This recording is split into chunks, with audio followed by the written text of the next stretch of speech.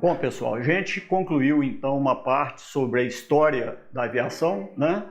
E agora a gente vai então entrar num novo assunto, que é a classificação das aeronaves.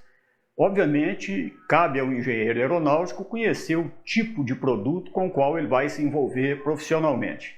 Então, acho que é interessante que a gente conheça as aeronaves e como elas podem ser agrupadas por diversos critérios.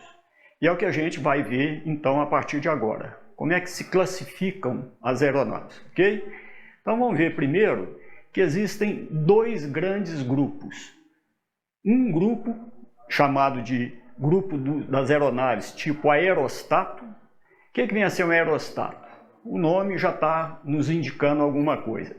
São aeronaves que têm como princípio de funcionamento o empuxo estático.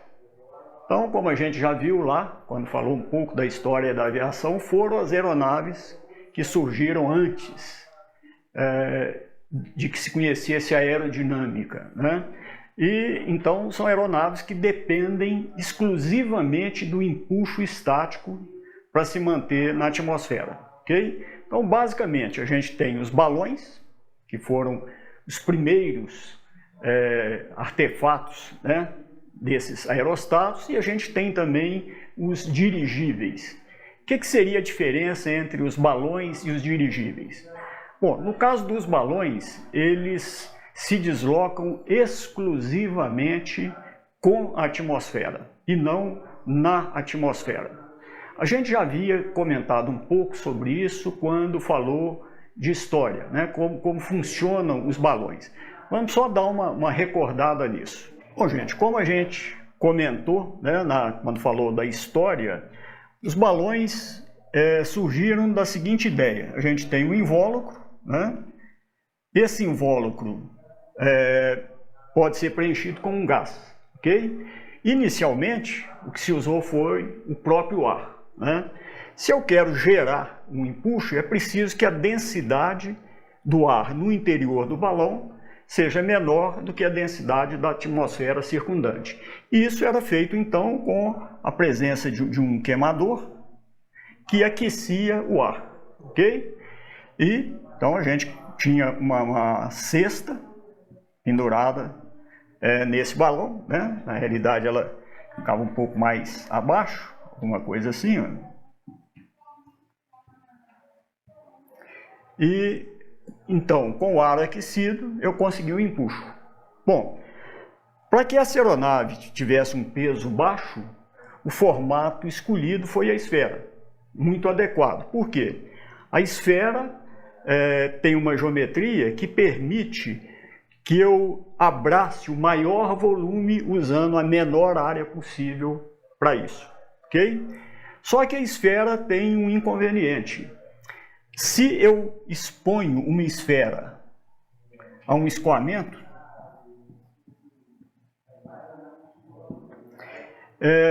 a gente sabe, né, que quando o ar passa pela esfera ou quando a esfera caminha na atmosfera, né, são coisas semelhantes, eu vou ter uma força de resistência ao avanço da esfera, que a gente chama de força de arrasto, né?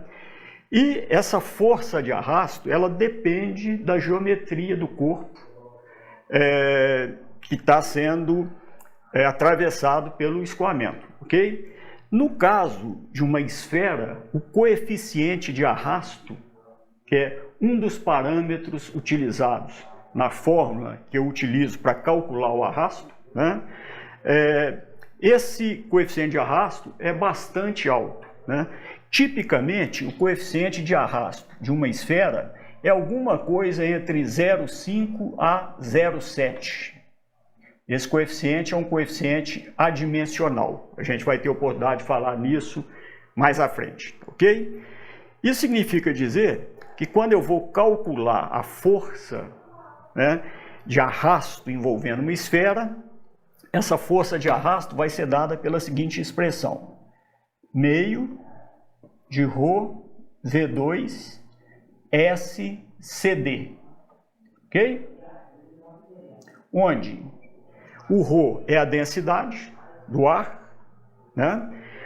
O V é a velocidade de deslocamento do fluido sobre o corpo ou do corpo no fluido, tanto faz, né? S é uma área de referência, por exemplo, poderia ser um disco dessa esfera, né? E CD é o coeficiente adimensional de arrasto. Então, para a esfera, esse coeficiente é alguma coisa entre 0,5 a 0,7, ok? Só a nível de comparação, se no lugar da esfera eu tivesse um perfil aerodinâmico, um aerofólio, como esse, por exemplo, esse valor do coeficiente adimensional de arrasto poderia ser alguma coisa aí da ordem de 0,045, ou seja, é pelo menos 10 vezes menor do que o coeficiente que a gente encontraria para a esfera. Por que eu estou comentando sobre isso? No caso da esfera, quando ela está flutuando, ela vai caminhar junto com a atmosfera. Esse fato, então, não me permite, a princípio, me transportar de um determinado ponto A a um determinado ponto B com absoluta certeza. Por quê? Eu só vou percorrer essa trajetória se o vento, no instante em que eu quero fazer essa trajetória, né, cumprir essa trajetória, estiver soprando de A para B. Nesse caso, então, o meu balão vai ser levado pelo vento de A até B, ok? Bom, o ideal seria que o balão tivesse a possibilidade de ser dirigido na atmosfera. Para isso, então, eu teria que, de alguma forma, por exemplo, né, colocar um sistema qualquer que permitisse propulsão. Imagine que eu tenho uma hélice. Isso aqui está absolutamente inadequado, é só para a gente desenvolver o raciocínio. Imagina que eu tenho um sistema de propulsão por hélice que tente fazer com que o balão se desloque na atmosfera. Eu teria que vencer uma força de arrasto muito grande. Por quê? Exatamente porque o coeficiente de arrasto de uma esfera é muito desfavorável, ok? Então, isso torna o balão praticamente uma máquina de pouca viabilidade prática. Eu posso, de alguma forma, dirigir o meu balão? Posso. A única coisa que eu posso fazer é variar a altitude do balão. Como que eu faço isso? Quando eu aqueço o ar, a densidade do ar vai cair. Quanto mais aquecido o ar for, menor vai ser a densidade resultante nele. Se essa densidade do ar fica muito menor do que a densidade do ar na atmosfera, o ρ do ar externo for muito diferente do ρ interno, eu consigo subir com relativa rapidez com o meu balão, ok? Bom, isso então eu posso utilizar. De que forma? Eu estou numa dada posição, quero ir para uma outra posição, ok? Imagine que eu quero ir numa posição aqui, nessa direção. O que eu posso fazer é o seguinte: eu decolo com o balão, permaneço numa dada altitude e vejo em que direção o vento está me levando. Imagine que ele esteja me levando nessa direção. Não é o que eu quero. Eu posso subir mais um pouco e vou achar que o vento está me levando nessa direção. Ainda não é o que eu quero. Pode ser que eu ache uma dada direção que coincida com o meu destino.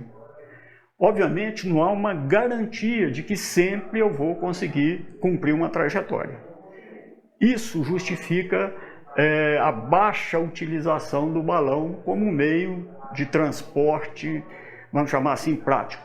Ele se destina mais ao uso desportivo, a voos panorâmicos, já que ele consegue permanecer no ar com velocidades muito baixas, ok? Bom, Sabendo então que eu posso usar corpos com formatos mais adequados, né, a ideia então foi transformar o balão esférico numa máquina dirigível, vamos chamar assim, né? O que se fez para isso? Os corpos então assumiram uma forma mais aerodinâmica, uma forma semelhante a uma coisa assim, ó. Ok?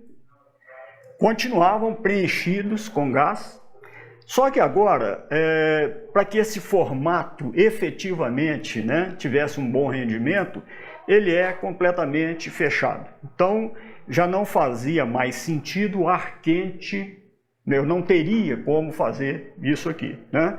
Então, esses balões, esses dirigíveis, eram preenchidos com gás, um gás que tivesse uma densidade menor do que a densidade do ar. Então não haveria necessidade de aquecê-los, ok? Tipicamente, no início se usou hidrogênio. Hidrogênio tem um peso molecular bastante baixo, né? Então era um gás utilizável. Mas ele apresenta um risco enorme. Por quê? O risco da explosão, né? Com isso, depois se conseguiu, né, extrair na natureza o gás hélio, que é um gás inerte, né?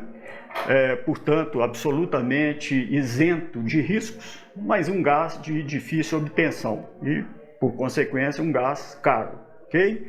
Mas dirigíveis com esse formato aerodinâmico, a redução no arrasto foi tão grande quando comparado a um balão esférico, né, que já permitia agora a dirigibilidade no ar através do uso de uma propulsão, né? Foram incorporados, então, ao invés da cesta elementar do balão, a gente poderia ter, por exemplo, uma região para transporte de carga ou passageiro, e a gente poderia equipar, né,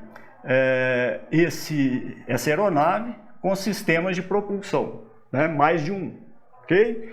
Poderia, inclusive, usar sistemas aerodinâmicos que melhorasse a estabilização do balão, ok? Então, esse é o dirigível. Ele já oferece uma possibilidade de transporte bem mais flexível do que a gente tinha com o balão, ok? Esse meio de transporte se tornou extremamente popular na década de 20, né? Uma empresa alemã, a Zeppelin, fabricou dirigíveis que eram máquinas muito grandes, né? E fizeram inúmeros voos transatlânticos, ok? Modernamente está sendo revitalizada essa máquina, né? Estão hoje em andamento alguns projetos, nenhum deles infelizmente ainda no Brasil, são projetos ainda, os grandes estão todos com tecnologia vinda de fora, né? De dirigíveis para transporte de cargas da ordem de 60, 100 toneladas, ok? Nenhum deles ainda operacional. Bom, o outro grupo então é o grupo dos aeródinos, uma palavra muito pouco usada, né? Mas que descreve aeronaves que não dependem agora exclusivamente do empuxo estático, daí o nome aeródino, né, de dinâmica. Então, o que são essas máquinas? São máquinas que, além do empuxo estático, que elas eventualmente têm, né, elas são realmente dependentes de uma força de reação aerodinâmica, ok? Isso significa dizer o seguinte, que são máquinas em que o fluido tem que estar tendo uma velocidade em relação à superfície que irá gerar a sustentação. Essa é a diferença, né? Por isso a gente tem a classificação entre aerostatos e aeródinos. Vamos ver agora quais seriam então esses aeródinos. Para que a gente então fique mais familiarizado, né, com os balões modernos, né? Esse é um balão com formato quase esférico, né? Aqui é possível ver a cesta para transporte, né? No caso aqui ele ainda está com as cordas de amarração, que depois são liberadas para o voo livre, ok? Vamos ver agora um dirigível. Dá para perceber, né, o formato agora, um formato mais aerodinâmico, ainda um dirigível de porte bastante pequeno. Essa é a cabine de comando e de passageiros, né? Já é uma máquina dirigível, então ela demanda motores. Interessante observar que esse motor, vocês estão vendo que tem um motor acionando uma hélice, nesse instante em que a aeronave está deixando ou se aproximando do solo, seria uma condição de pouso ou decolagem, né? O motor está exatamente oferecendo tração na direção vertical, ok? Em voo, esse motor é basculado para fornecer tração na direção de voo. Esse não é um motor pequeno, na realidade o invólucro é muito grande. Dá para ver aqui a proporção desse dirigível em relação a uma pessoa. Agora, como dirigível, é uma máquina muito pequena. Só para vocês terem ideia, os dirigíveis que faziam os voos transatlânticos, os Zeppelins, tinham cerca de 200 metros de comprimento. Okay? A gente vai ver agora um vídeo exatamente de um desses dirigíveis que precederam um pouquinho a Segunda Guerra Mundial. E, incrivelmente, é um vídeo em que se desejava gravar o pouso de uma aeronave dessa, o atracamento, melhor dizendo, no caso do dirigível, e houve um acidente, né? Esse acidente teve uma repercussão enorme, né? Ele ficou fixado no imaginário popular, tanto é que até hoje a imagem dos dirigíveis é de alguma forma negativa em relação ao público em geral, ok? Mas foi um acidente muito difundido, porque eram cenas fortes, cenas chocantes, né? Mas o número de acidentes com dirigíveis foi muito baixo, ok? Então vamos ver essa filmagem. É com o dirigível Hindenburg, um dirigível alemão. E o pouso estava se dando, o atracamento, nos Estados Unidos. Era o final de uma viagem, de uma travessia transatlântica.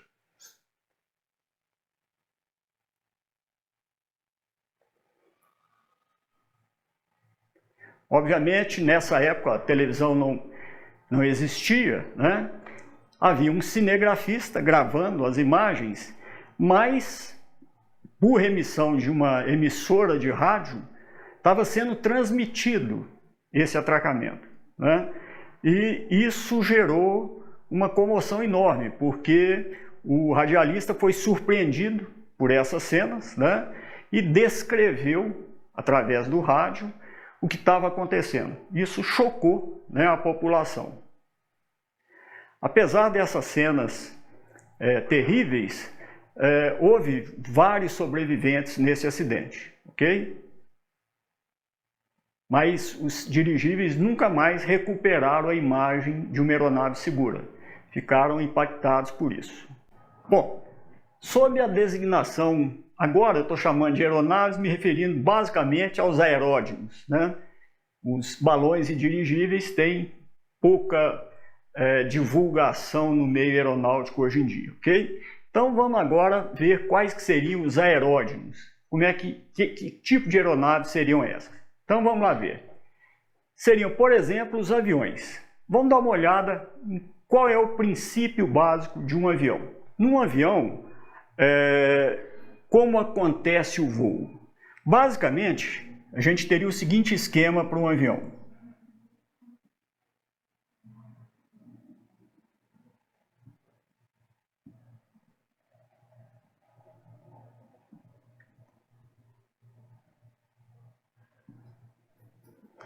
Eu tenho uma asa, que é o plano de sustentação fixo.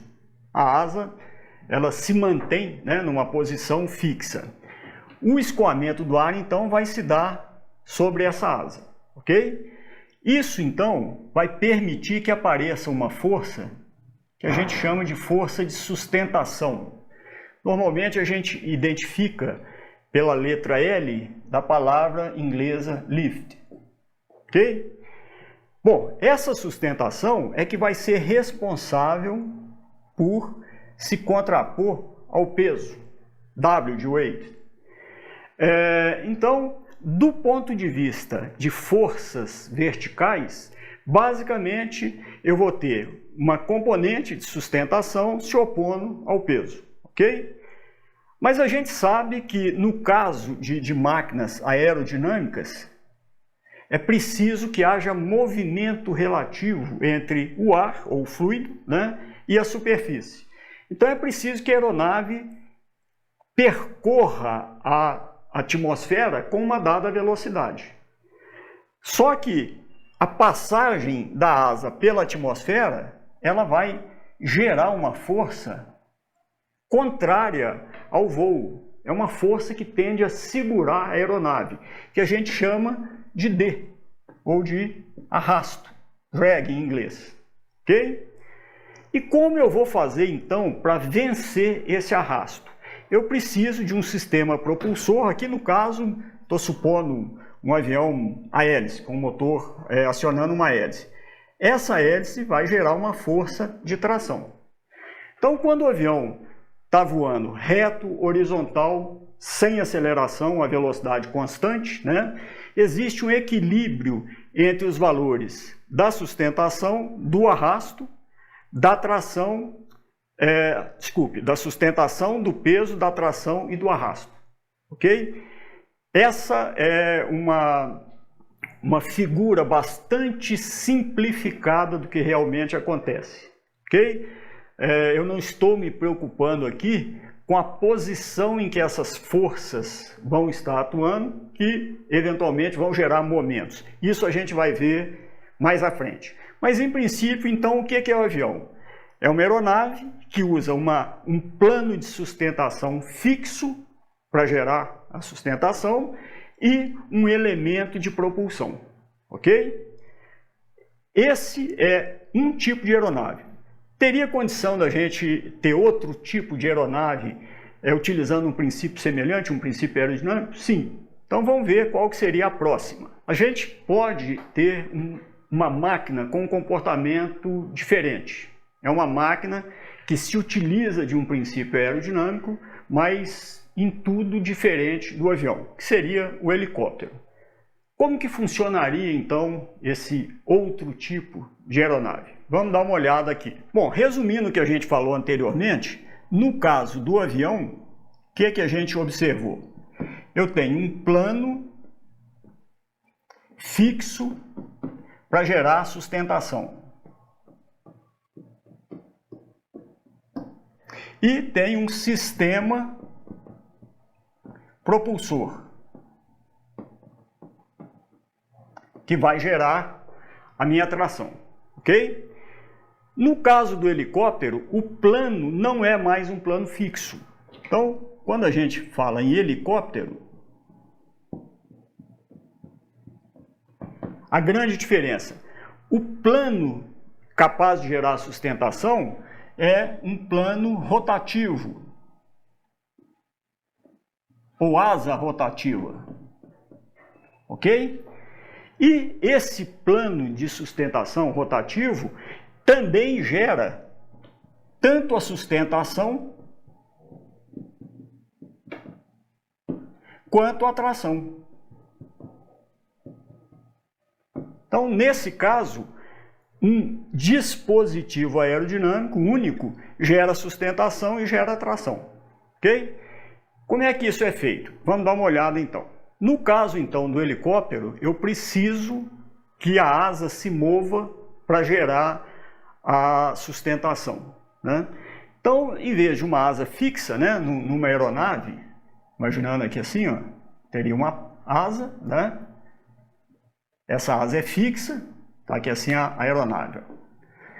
No caso agora do helicóptero, o que eu posso fazer é girar uma asa, que aí vai receber obviamente o nome de asa rotativa ou rotor ou pá do helicóptero. Ela tem uma construção e uma geometria análoga ao que a gente tem para a asa de um avião. Só que agora eu faço com que um conjunto desse seja girado, ok? Através de quê? Eu preciso que haja um sistema um motor.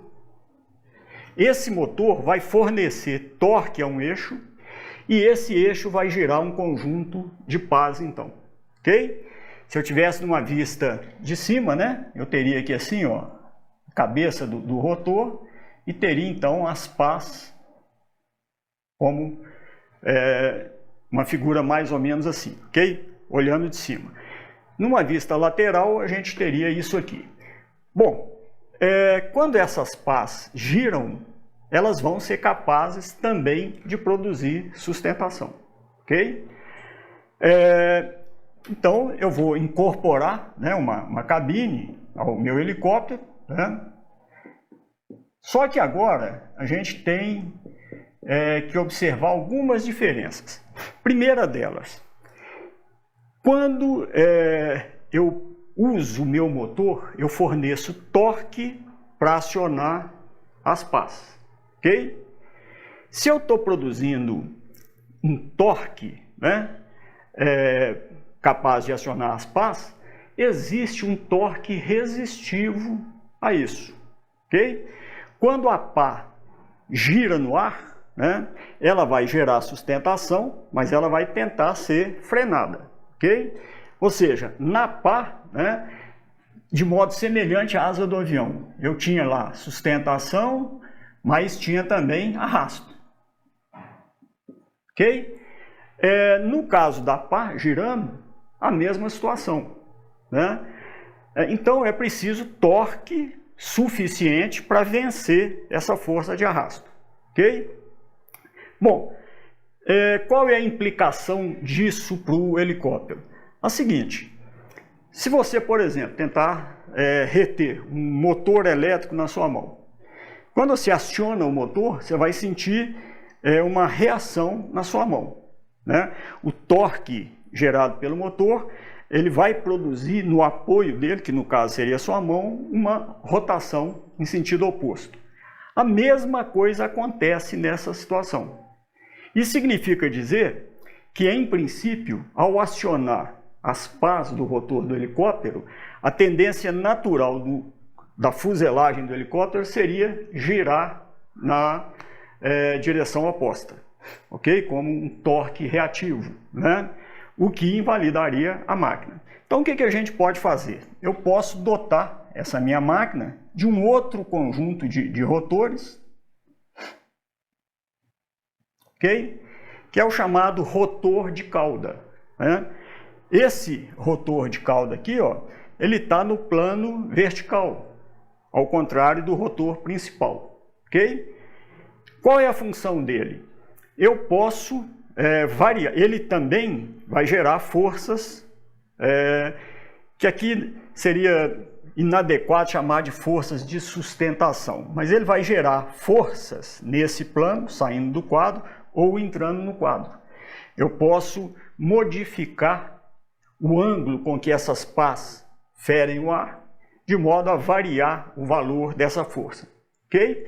Então eu posso usar essa força para contrabalançar o torque reativo do helicóptero, ok?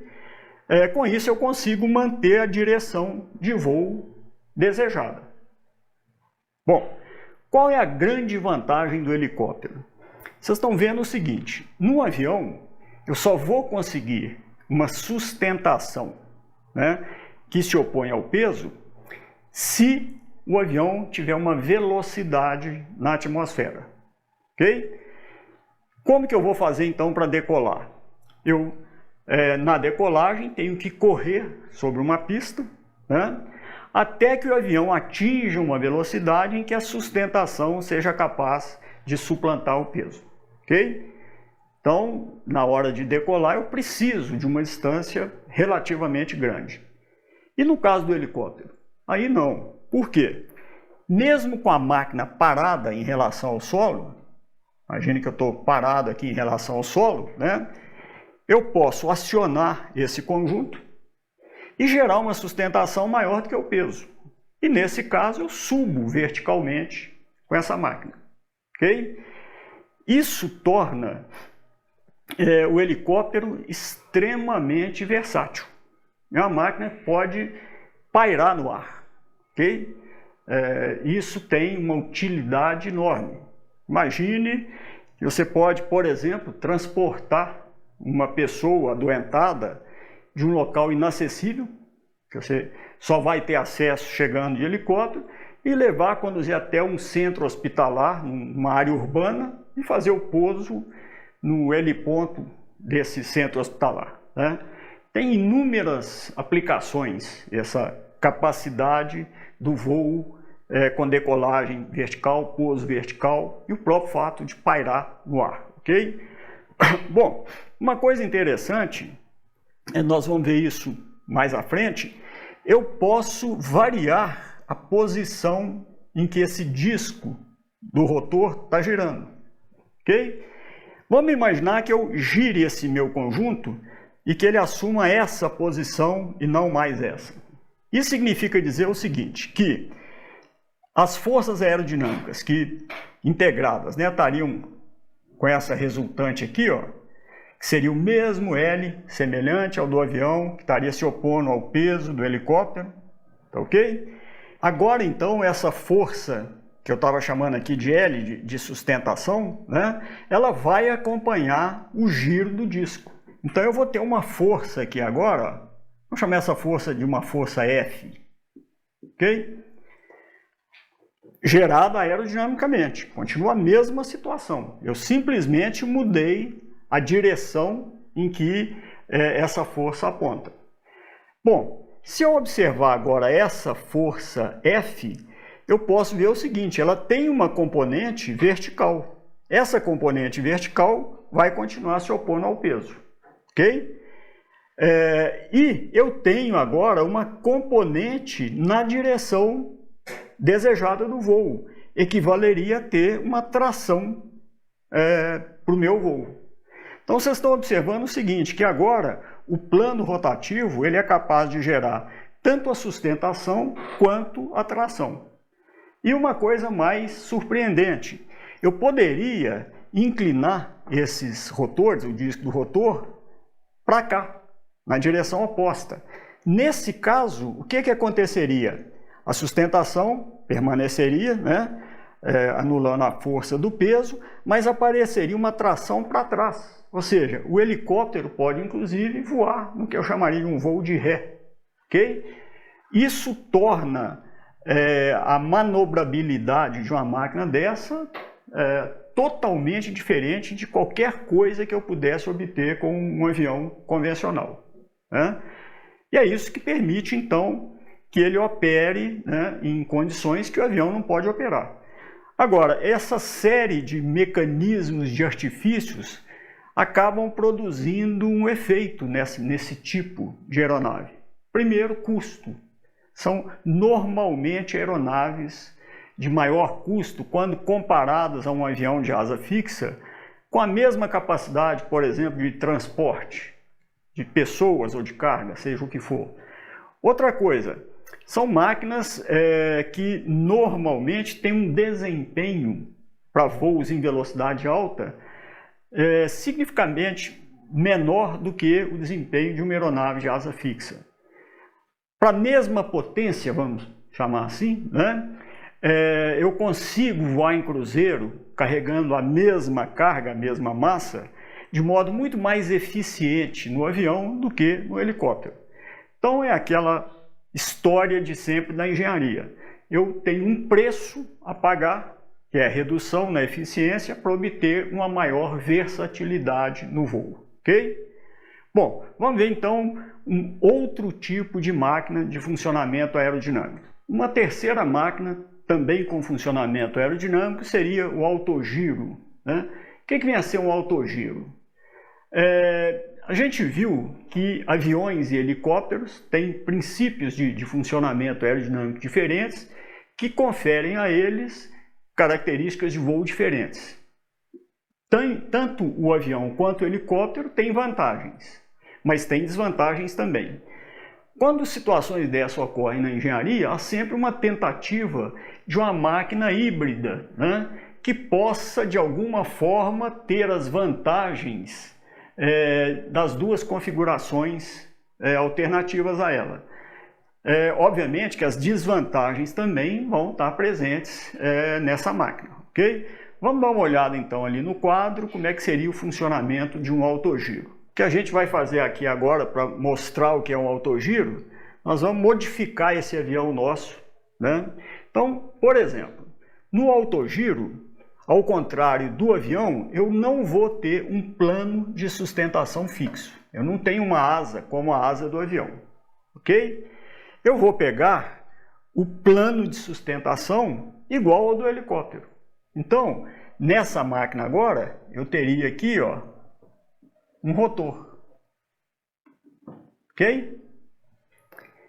Esse rotor é o que vai gerar a sustentação para essa máquina, de modo semelhante ao que a gente viu para o helicóptero, ok?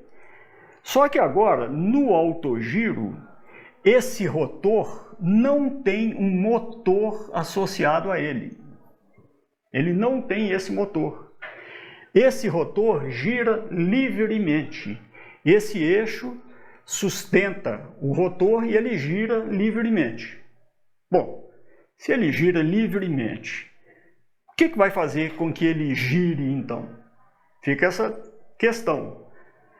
Se na infância, se vocês lembrarem, né, a famosa brincadeira do catavento.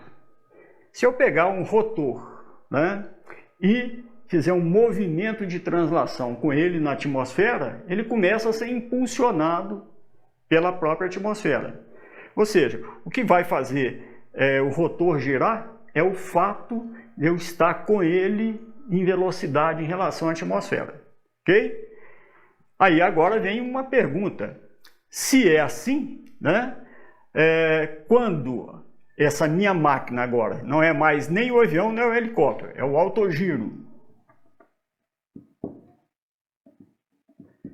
Quando ele está parado, eu não vou conseguir fazer com que o rotor entre em funcionamento. Aí então eu preciso de uma tração, um motor de tração, né? Esse motor aqui é semelhante ao do avião. Então eu posso ter uma hélice igual a do avião, agora sim, né? Eu consigo fazer com que essa aeronave possa transladar na atmosfera. Ao transladar, o rotor vai começar a girar. E aí ele vai começar a gerar sustentação, ok? Bom, da mesma forma que eu posso inclinar, né, lateralmente ou longitudinalmente o rotor, o disco do rotor no helicóptero, eu posso fazer coisas semelhantes com o autogiro, ok? E nesse caso eu tenho a possibilidade, né, de usar o meu rotor, né, para comandar o autogiro, ok? Bom, ele é capaz de fazer uma decolagem vertical como um helicóptero? Não. Por quê? Se não houver um mínimo de velocidade na direção desejada para voo, os rotores não vão entrar em acionamento. Então, ele não consegue se igualar ao helicóptero, ok? Ele não vai ter a capacidade de um helicóptero de fazer isso. Ele conseguiria fazer um voo pairado? Também não. E nem fazer o pouso vertical. O que a gente consegue com o autogiro é reduzir bastante mesmo, as distâncias necessárias para pouso e decolagem. Ele decola e pousa em distâncias curtas comparadas àquelas utilizadas por uma aeronave de asa fixa de mesmo porte, ok? Então é uma máquina que resolveu alguns dos problemas do helicóptero, alguns dos problemas do avião, mas incorporou também problemas do avião e do helicóptero, né? Não é uma máquina que tenha tido um grande sucesso no mercado. Ela se limitou a um número pequeno de aeronaves. Modernamente têm sido feitas tentativas, né, de fazer máquinas mais eficientes, né, autogiros mais eficientes. Isso tudo começou na década de 20, com um engenheiro espanhol, Juan de la Cierva, tentou fazer máquinas de porte grande, mas elas não se mostraram adequadas ao mercado, ok? Então o autogiro hoje se limita basicamente a máquinas de porte pequeno, né? E para mais voos recreativos, vamos chamar assim. Mas é uma máquina interessante, vale a pena dar uma olhada, dar uma lida sobre ela, ok? Vamos ver agora então outro tipo. Bom, planadores é uma máquina também, né? É um outro tipo de aeronave com princípios aerodinâmicos. O planador, a rigor, ele poderia ser quase incorporado a uma categoria especial de avião. Por que eu estou dizendo isso? Vamos dar uma olhada ali no quadro que isso vai ficar mais claro.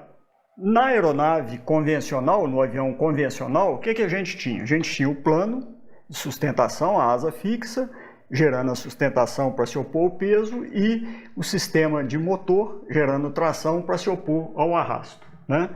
O que vem a ser um planador? No caso do planador, eu vou suprimir a presença do motor. Então, basicamente, o que eu vou fazer é retirar, né, o motor dessa minha aeronave, ok? Então, vai ser uma coisa semelhante a essa, né? Obviamente, os planadores têm um desenho bem diferenciado, mas vamos imaginar que seja assim. Bom, quando o meu planador estiver fazendo um voo normal, né, ele está transladando na atmosfera. A asa vai gerar sustentação, como a gente já viu, né, que vai se opor ao peso, ok? Essa máquina, por ser uma máquina aerodinâmica, está transladando um fluido, né, ela vai sofrer uma força de arrasto. Então eu preciso de uma tração para isso. Mas de onde vai vir essa tração? Eu não tenho motor, ok? Bom, a ideia é bastante simples. O seu automóvel pode andar com o motor desligado? Pode, né? Desde que eu tenha um declive, né, eu posso colocar o meu carro lá e não há necessidade de ligar motor para que ele se desloque. Por quê? Porque eu tenho uma componente do meu peso na direção da trajetória. O planador se baseia exatamente nisso. É uma aeronave de asa fixa, né, que precisa, portanto, de uma translação na atmosfera, né? E de onde vem então a tração? Vem do fato de que eu coloco a minha aeronave numa trajetória descendente.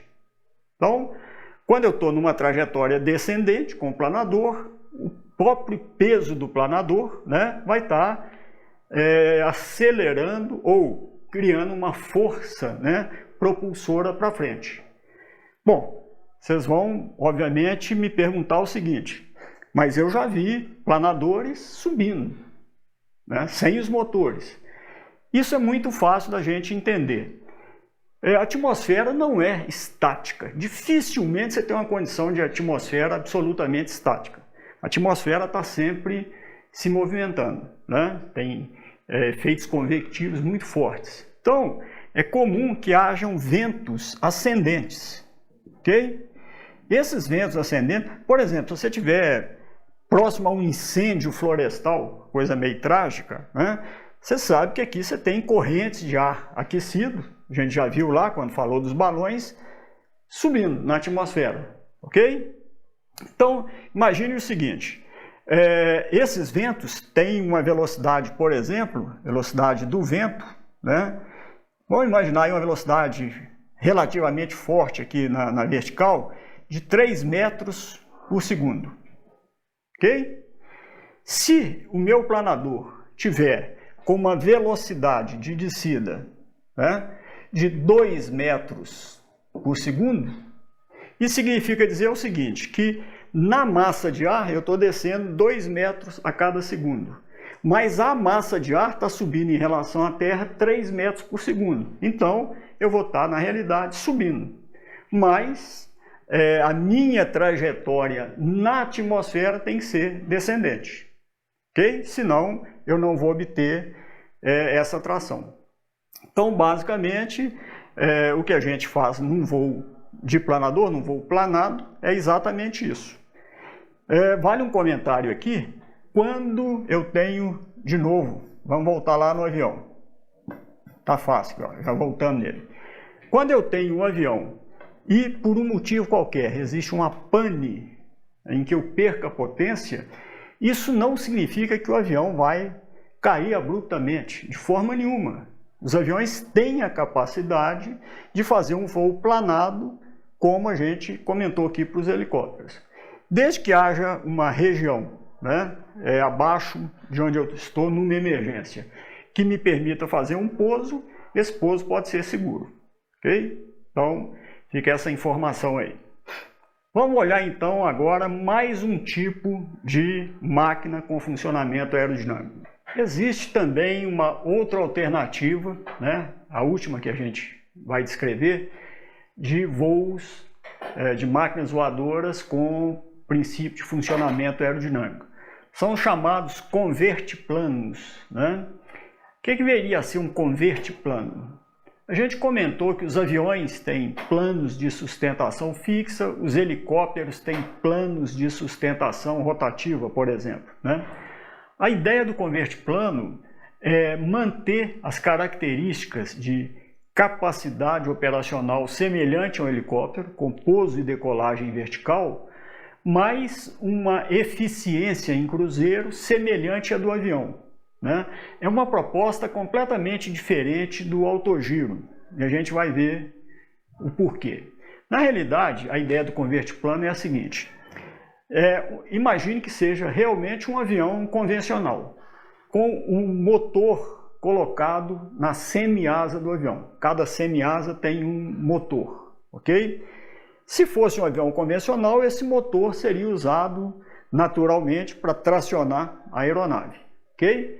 Bom, o que é a ideia do convertiplano? A ideia do convertiplano é o seguinte: durante a decolagem, essa máquina seria capaz de girar todo o conjunto, asa e motor. Então, imagine que aqui é o meu disco de hélice. Quando eu faço esse movimento com a asa, eu giro a asa sobre o eixo longitudinal dela, vocês vão ver que essa hélice agora equivale ao rotor do helicóptero. Caso eu tenha potência suficiente, eu posso decolar ou pousar verticalmente com essa máquina. Okay? Numa altitude segura, eu posso agora começar a girar esse meu conjunto, né? E de tal sorte que cada vez mais a posição dos rotores se aproxime da posição clássica de hélice de uma aeronave. Eu acho que já deu para perceber duas coisas. Primeiro, que é uma máquina extremamente complexa. Imagina, do ponto de vista estrutural, do ponto de vista de comando, do ponto de vista de controle, né? Girar esse conjunto asa-motor, né? Fazer uma transição segura de um voo pairado para o voo de cruzeiro. Mas algumas máquinas modernas já foram efetivamente fabricadas, né? E são capazes de fazer voos com essa característica. Okay? Obviamente não é uma máquina ainda popular, é uma máquina cara. O emprego dela até então tem sido exclusivamente no meio militar. É um transporte militar de altíssima versatilidade e eficiência. Okay? Ela ainda não está aparentemente suficientemente madura para operação comercial pública. Okay? A gente não sabe como vai se desenvolver esse mercado, se é que ele vai ter um desenvolvimento maior. Uma alternativa para o convertiplano, né, é o chamado tilt rotor, ou rotor oscilante. Nesse caso, a gente simplifica um pouco, né, essa complicada tarefa de girar asa e motor, fazendo com que o motor fique na extremidade da semi-asa do avião. E nesse caso, eu vou bascular só o motor. Daí o nome tilt rotor, né? O plano de asa, o plano de sustentação vai ser sempre mantido. E eu vou simplesmente variar, né, a posição do motor. Semelhante ao que a gente comentou quando falou dos dirigíveis, motores capazes de serem basculados. Ok? Isso então permite também, né, uma operação de pouso e decolagens vertical, né, e depois com o rotor convenientemente girado, né, uma velocidade de cruzeiro que se aproxima de um avião. Okay? Um inconveniente sério dessa configuração vale a pena a gente comentar. É o seguinte: quando eu tenho um bimotor convencional, né, eu tenho um motor em cada semiasa, com os motores tracionando a aeronave. Obviamente, a tração gerada por cada uma das semiasas é igual, são trações iguais. Isso leva a um movimento alinhado da minha aeronave. Se eu perco um dos motores, eu vou ter um problema de assimetria de tração que vai tentar guinar a aeronave.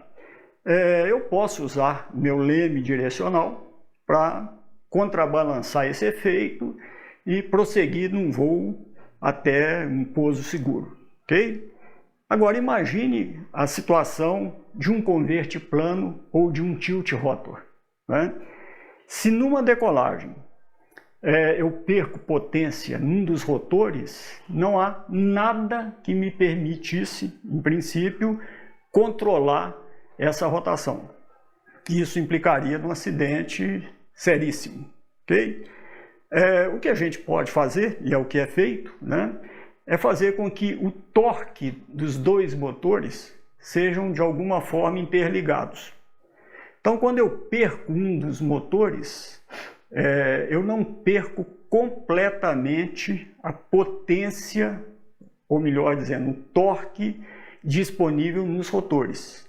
Eu vou distribuir o torque do motor remanescente para os dois rotores. Isso gera uma complexidade muito grande para a máquina, mas a gente tem já máquinas operando dessa forma. Vamos dar uma olhada aqui então nas ilustrações, ok? Bom, esse é um converte plano clássico. Se a gente verificar na figura, na ilustração, existe um rotor em cada semiasa, né? E toda a asa é basculante. Esse então seria o converte plano propriamente dito. Nessa imagem a gente vê o tilt rotor. Né? É possível agora observar que o motor é girado, né? O motor com as hélices, com o propulsor, é girado, é basculado na extremidade da asa. Essa é a configuração moderna. Né? O converte plano clássico foi praticamente abandonado a nível de desenvolvimento, e o interesse hoje na aeronáutica é exatamente por máquinas desse tipo. Nós vamos ver em seguida um vídeo demonstrando a capacidade operacional de uma máquina como essa. Esse então é o tilt rotor, né? Vocês estão vendo a versatilidade, mesmo num voo pairado ele é capaz de girar sobre o eixo dele, né? E depois, à medida que os rotores são inclinados para frente, ele ganha velocidade de translação. Vocês estão vendo que gradualmente, né, o motor é girado, aí ele demonstrando inclusive a capacidade de voar para trás, né? Uma coisa que antes só os helicópteros eram capazes de fazer. Essa versatilidade operacional é muito bem vista, né, em operações militares, por exemplo, né? Em regiões de difícil acesso, é uma máquina que é capaz de transportar, né, uma carga razoável com essa característica de pouso e decolagem vertical. Quando a gente falou dos helicópteros, né, a gente comentou que um dos problemas que a gente tem no controle do helicóptero é o fato do rotor principal do helicóptero gerar, né, uma tendência de giro contrário na fuselagem. Existem algumas configurações em que eu utilizo mais de um rotor, e nesse caso eu posso fazer com que eles sejam, por exemplo, contrarrotativos, de tal sorte que um rotor girando em direção oposta ao outro, eles anulam praticamente essa tendência de torque, né, resistivo no helicóptero. Okay? E aí existem várias configurações possíveis, rotores lado a lado, muito pouco utilizado atualmente. Os rotores em tandem foram muito utilizados em alguns helicópteros usados na Guerra do Vietnã, por exemplo, é uma imagem comum a todos, né? Rotores coaxiais, em que se mantém uma dimensão da máquina menor do que no caso dos rotores em tandem, mas com sérias complicações do ponto de vista de comando, de controle, né? Rotores engrenantes, que seria uma tentativa de reduzir, né, as dimensões de um rotor lado a lado. Então a gente tem várias configurações. Nessa imagem a gente vê um planador, né? Duas coisas a serem comentadas. A primeira é que, obviamente, na decolagem é preciso que o planador seja rebocado por outra aeronave. Depois que ele atinge uma altura, uma altitude segura, né, ele é desligado, então, esse cabo de reboque é desligado pelo piloto do planador, né, e ele passa, então, a procurar correntes aéreas que sejam as mais adequadas para o voo dele. Queria também chamar a atenção para a envergadura dessas máquinas. Se a gente compara a envergadura do avião rebocador com a envergadura do planador, né, a gente vê uma diferença enorme nessa geometria. Isso vai ser explicado para vocês num curso de aerodinâmica. Só agora, como uma informação básica, né, a nível de introdução, quanto maior for a envergadura de uma aeronave para uma mesma área, né, alar, maior será a eficiência aerodinâmica dessa asa. Ou seja, asas com grandes envergaduras, né, para a mesma área alar. Eu tenho normalmente então que ter uma corda bem reduzida, né, já que a envergadura vai ser maior. Máquinas com essa característica, que tem o que vocês depois vão ter a definição correta da razão de aspecto dessas asas, quanto maior essa razão de aspecto, maior o rendimento aerodinâmico da aeronave. Por isso, os planadores, pelo fato de não serem motorizados, há uma preocupação de que eles sejam muito eficientes aerodinamicamente, ok? Bom, a gente já fez uma classificação das aeronaves até agora, começando dividindo em dois grandes grupos, né? Aerostatos, aeródinos, vimos todos os aeródinos e agora a gente vai classificar um caso particular desses aeródinos, que é o avião, que é a máquina mais usual, ok? Então, com relação à classificação agora dos aviões, a gente tem uma série de parâmetros que podem ser utilizados para isso. Bom, pessoal, a gente completou então agora a segunda aula, né? Nós ainda vamos ter uma terceira aula do curso gratuito e vocês podem também se inscrever numa lista de espera para um curso completo, em que toda a parte introdutória vai ser oferecida como conteúdo.